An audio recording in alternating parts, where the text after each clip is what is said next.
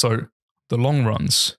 Next up, the long runs should be done every 7 to 10 days, extending a run by a mile or two each week. Scaling back by a few miles every 3 weeks is essential for recovery purposes.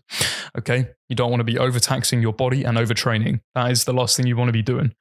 Especially during marathon prep, it can be quite easy to overtrain. For example, I've done it numerous times because I also do resistance training as well. I also go to the gym on top of all my marathon training. So, not giving myself enough exercise or staying up too late one night, I was definitely feeling it the next morning.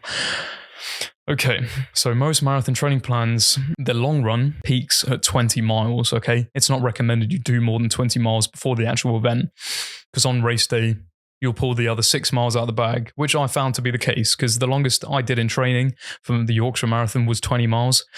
But 26 miles seemed like not like a breeze, but it was just a bit easier than I expected it to be, okay?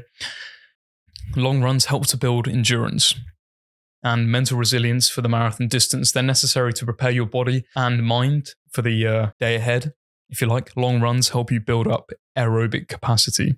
Okay, so we discussed anaerobic capacity without oxygen. Aerobic capacity is your body's ability to use oxygen to produce energy for sustained endurance activities. Anaerobic without oxygen, aerobic with oxygen. So I suppose it's like air with air. I don't know.